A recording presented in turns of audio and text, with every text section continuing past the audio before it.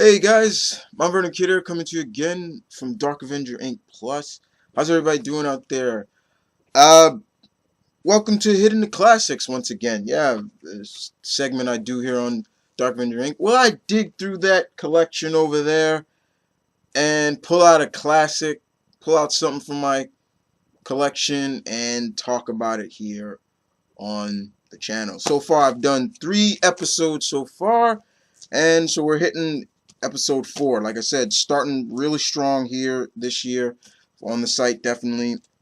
So I dug through my collection, and the the first couple of titles I've done, I hit the classic. I talked about the classic but beloved Spider-Man, Batman team-up titles, which were both really good. I enjoyed those very much. I do recommend those.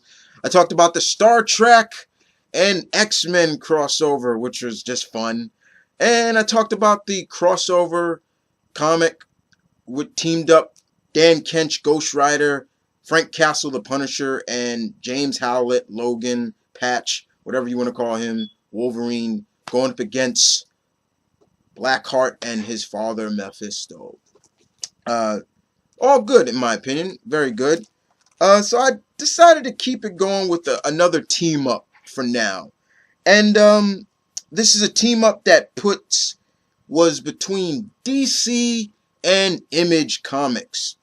And it was written by Grant Morrison. And it was none other than JLA, oh, sorry about the glare, JLA and WildC.A.T.S. Big fan of the WildC.A.T.S, guys. Love them. And of course, you can't go wrong with the the JLA, excuse me, I said JSA, excuse me.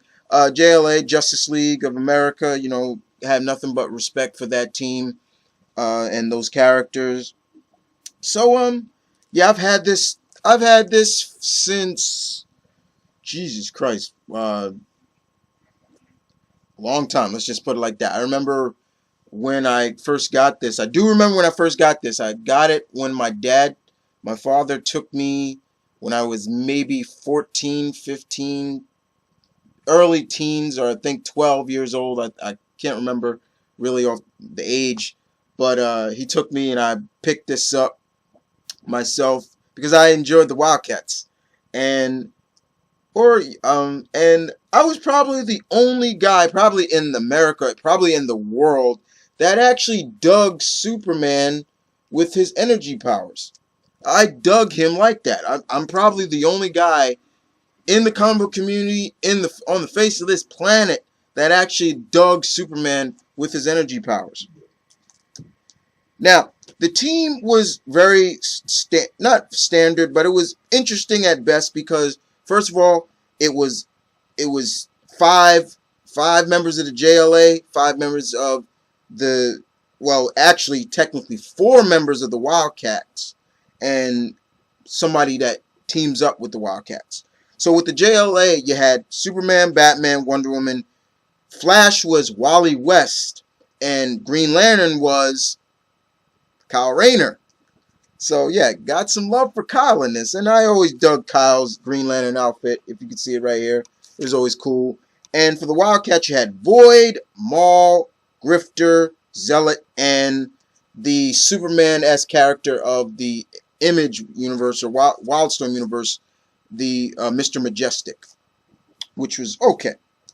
The story pretty much deals with time jumping from different world to worlds, from the DC universe and the Image world, the WildC.A.T universe, and it deals with a individual who is able to transcend time and space, and he goes by the name of Epoch, or something like that. And he wanted to rule both worlds and stuff. He came from I believe his technology came from the 41st century, so that's way into the future. And we actually get to see Wally get to see himself as Kid Flash, quote unquote. Remember, this is pre-52S stuff, and we get to see Wally meeting himself when he was young, when he was Kid Flash, and Epoch actually tries to kill him back then. and he tries to kill Superman as well. Unfortunately, he couldn't he couldn't take on this Superman, because with this Superman, energy just feeds him, and he even says it in the book, like, if this was a different version of me, this probably would have worked, but I'm different now. And that's why I dug this energy based Superman. Bullets, instead of bouncing on him, they went through him, and it was really cool. And unfortunately, it was a lot of time jumping in this. The JLA trying to stop Epoch from all different times of centuries. They're going back to the times of Socrates and things like that. And I was like, wow, okay, they're jumping really hand in hand, which was really interesting at best. Until, and then on the other side of the tracks, you have the WildC.A.T.S and Mr. Majestic dealing with what's going on in their world. And unfortunately, by dealing with the JLA, dealing with Epoch and things like that, the two teams come basically mano a mano with each other. And of course, it's your quote unquote stereotypical, basically hero versus hero meeting hero. Sometimes it ain't always, but most of the time that's always, I don't know, we don't know you, you don't know us, so let's fight, let's duke it out. And you got the WildC.A.T.S, which I'm gonna break it out and show you a little bit of it. The WildC.A.T.S meeting the JLA, and basically let me show you. The artwork in here was pretty decent. Artwork was done by Val Cemex. I hope I'm saying his name right. And the inkers were done by Kevin Conray and Jay Kryzen. I hope I'm saying their names right as well. But Grant Morrison did the writing. And here we are. Basically, I'll show you right here. Okay, here we go. Superman, Green Lantern meet Flash, Batman meet Void, right here, as you can see, right here, they meet Void, and then they come hand in hand, and and she goes on to say, 5 more unregistered costumes. These look like trouble, Majestic. Situation under control. The others are right behind me. So here's Superman saying to Mr. Majestic, I don't think you understand. I'm Superman, and this is a Metropolis, isn't it? Krypton? Do you know the planet Krypton? It's almost like he's like considering if Mr. Majestic is Kryptonian, because it's always been played up that way. And I mean, Mr. Majestic does look a little bit like Jor-El in a sense, like a Kryptonian. And unfortunately, there you go, Mr. Majestic saying never heard of it. He's up here, never heard of it. It's not one of ours. I'm Mr. Majestic, the Korean Empire of the Korean Empire. These are the WildC.A.T.S, and if you dare subject me to another electromagnetic scan, I'll intend to tear your your head from your shoulders, basically. And do I make myself clear? And wow, he gets hit. And Superman says, I think I do. I think you. He says, I think you do. And of course, that's where Grifter is like, "Jeez, did you see the?" And then Batman throws the first punch at Maul, and it goes from there. And I love Grifter and Batman. It was so funny. Grifter is one of my favorite WildC.A.T.S. He's one of them, and I love where he's like, "Hell of a big mistake, Batman. Consoling prize is you won't ever have to make it again." Batman takes his guns like this, and and then Grifter just like, okay, hey, all right, look, okay, let's just sit this one out. And Batman's just like, reasonable man. And and then Batman gives him back his guns. He's like, here, I don't use these. And yeah, well, yeah, you know how it is. Can't live with him, can't live without him. Typical Grifter stuff. And you got Void and Wally, and then it's to the point, they don't really fight, but it's more like, Void is like, Wally's like, hey, look, okay, wait a minute. Can we talk? Let's talk. And Flat. You got Kyle fighting Maul, and Kyle makes the assumption that Maul is just this big dumb big muscle man, and Maul is highly intelligent. It's just when he grows, his intelligence decreases, and Kyle actually thinks he captures Maul, makes a construct cage. Maul shrinks, and then Maul hits him in a pressure point, and just has Kyle's arm just going all crazy like this, and it was really cool. And Grifter is just watching the whole fight. She's just like smoking, like, hey, that was pretty good. And you got Zealot, the two warrior women going at Zealot and Wonder Woman, and and pretty much Wonder Woman is taking Zealot. You figure she was, and Zealot is giving her best, and she's like, "You're still standing. What? Why are you still standing?" And Wonder Woman's like, you're not a warrior. You're a coward. Throw down your weapon and face me barehanded. And I gotta admit, I'm not really digging the Wonder Woman, how she's drawn right here. Look at her face. It's like really weird looking sometimes. Um, and Zealot gets pissed after that. She's like, "You dare? Like, how dare you call me a coward?" And she drops the weapon, and they just go at it for a while. But then Grifter still watches. She's like, "Oh, big mistake." And fine. And Wonder Woman's, once again, it's almost like the Justice League is trying to like, look, hey, wait. Some of the Justice League members are like, wait a minute, look, okay, now that you calm down, okay, let's talk this out. And you got Wonder Woman even saying that. Now, before we continue, may I suggest, how about we stop fighting each other, we stop calling one another names, and we try talking like rational, intelligent women.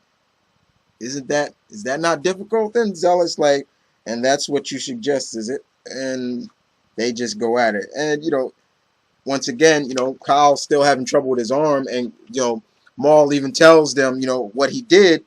And unfortunately, Batman is the one that takes out Maul at the end right here, you see, and he knocks him unconscious. And then Zealot is just getting tousled by Wonder Woman, and she's just like, you want to talk now? And then so I was like, you're okay, I like you. And then it's just, and that's it. And then basically the team drops the end, is like, okay, let's talk. And that's where everything comes hand in hand.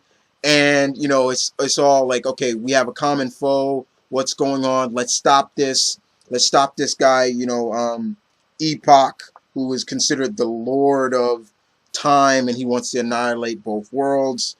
And it pretty much is your almost your stereotypical fight of two teams battle. They come together because they got a common foe. They rejoice each other. Good job, things like that, and they're able to take down their foe, which was fine for what it was. Which I did not mind at all. It was really fun to me to see this. And Maul does something in this that he gets very tall, like creases, and that really just makes him, he's just a mindless brute. And and he even warns Superman, because Superman even asks him to do it, and he warns his Superman. He's like, if I do that, I'm just like a mindless husk.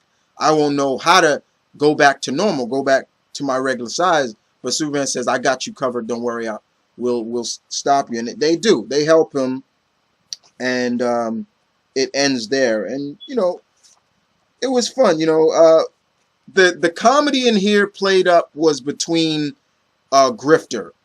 Grant Morrison really knew how to write Grifter very well, and I figured that because Grant has done a lot of work with the Wildcats before, even after this. I mean, this came out when did this come out again? 1997. So so I was 15 pretty much when this came out. So yeah, like I said, 14, 15 rounded off when I first got this, and it was fun. It was fun for me because I am a fan of these, and at the time, I wasn't really big into the names, the writers' names as much. I knew certain writers and just like, but with the team up books, I always looked at them as just as fun. Nobody made each. I mean, sure, it looked like they kind of made the Justice League look more like they were better than the Wildcats. And, I don't always agree with that stuff. I always wish that, when these team up books come along, writers or those make both teams look almost characters or teams and they look almost equal, or just like, look, they're able to handle someone like a Wonder Woman or Superman. But in this, Grant Morrison made Zealot look like a bitch. I'm not gonna lie. She made Zealot look like a bitch. He made Zealot look like a bitch compared, and I apologize for that. We're not supposed to use foul language on this channel, so I apologize. But he made Zealot look like a lightweight compared to Diana, and I was just like, that's really, like, okay. And I'm not saying that Wonder Woman can't beat Zealot, but I'm just saying, like, Zealot should be able to handle Wonder Woman for some time, not just, like, she gets beat up throughout the. It was almost like Kyle was still like the overzealous type in this, and Wally was still cool, and I enjoyed that. It's always good to see Wally as a Flash, and knowing that he's coming back soon is great. As of course, making Batman look like he can take down anybody, and but like I said, I'm probably the only guy that dug Superman as with his energy powers.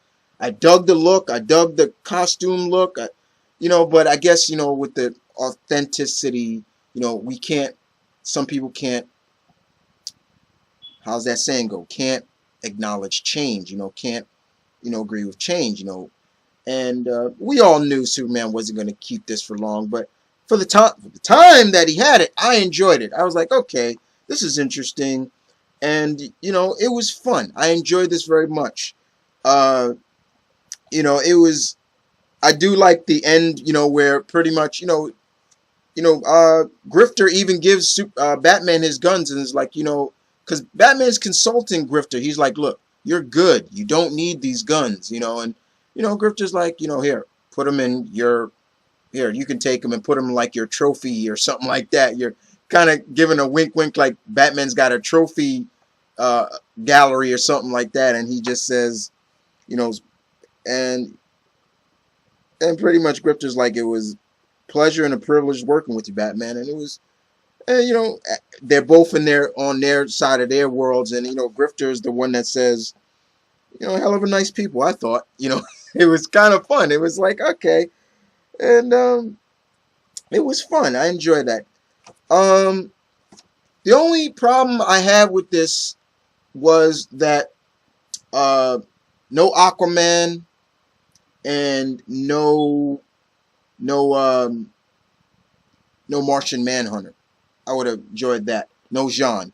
And my problem with the Wildcats team was no Warblade, another one of my favorites, and Voodoo.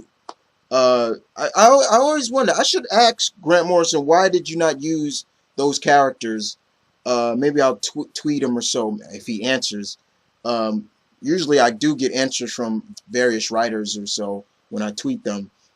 But this was fun. I enjoyed it, guys. It was a lot of fun for me, even back then. And I even reread it just to see if I still like enjoyed it. And it's still the enjoy factor is still there. It's like, it's a 90s book, but how we all say about the 90s, it comes like, but it's late 90s, and it was enjoyable. And, I do have a lot of respect for Grant Morrison, and it was fun. It was a lot of fun, indeed. So, does the kid recommend you adding this to your collection of team-up crossover books? Yeah, I do.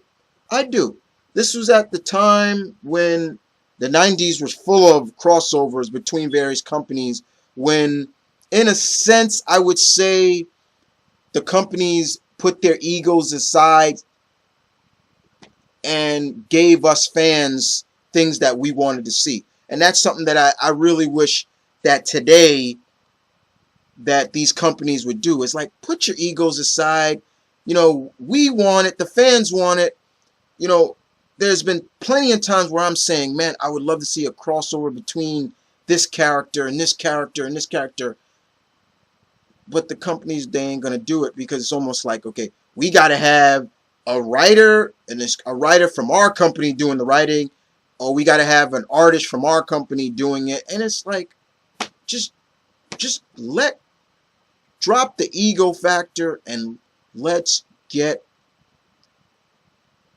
you know, just do a good crossover team up book that would be fun. Just make it fun and not political.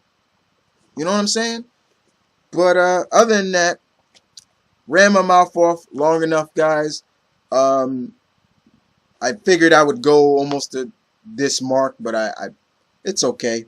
But other than that, JLA WildC.A.T.S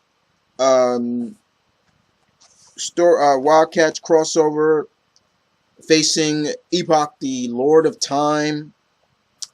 I love the quote here in the back. Man, can 10 people stop Epoch, the Lord of Time, from annihilating 2 universes? What do you think? You know, and you can tell, like, man, look at the price. Look at the price. You probably can't see it, but $5.95 here in the U.S., $8.50 in Canada. You know, but now, you know, stuff like that is like really interesting. But other than that, guys, thanks for watching Hitting the Classics. This is Mount Vernon Kid coming to you from Dark Avenger Inc. Plus. I'll see you guys next time. And for all of that, y'all take it easy.